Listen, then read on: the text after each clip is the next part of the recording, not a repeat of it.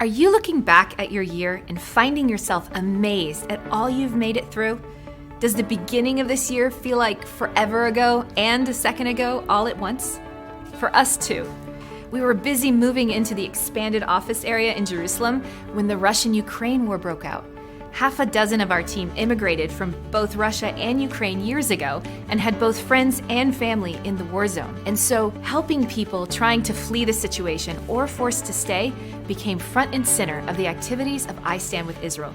We even sent a team to the border of Hungary and Ukraine to help with guiding refugees to safety. Many of the refugees fleeing Ukraine were Jews, and so when they arrived in Israel, I Stand with Israel, our benevolence fund, was there to help with various practical and medical needs. Spring was upon us before we knew it, and the Maoz Israel tour set off across the ancient and modern pasts of our nation. Together, we commemorated sobering days like Holocaust and Memorial Day, and then closed the trip out with street celebrations on Israel's Independence Day. We barely took a breath before it was time to fly 24 Israelis to the US for the Maoz Israel Worship Tour and the Maoz Generations Conference.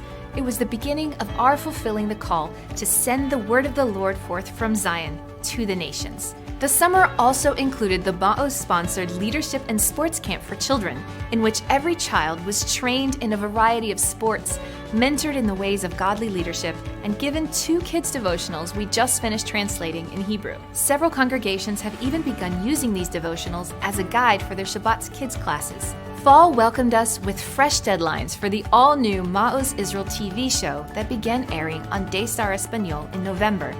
We also began offering the Maoz Israel Report in audio format, as well as the all-new Israeli Insiders podcast that covers all things Israel. We already have so much more in store for next year. January is at the door, and we already don't know how we're going to get everything done we have planned. But we said that at the beginning of this year too.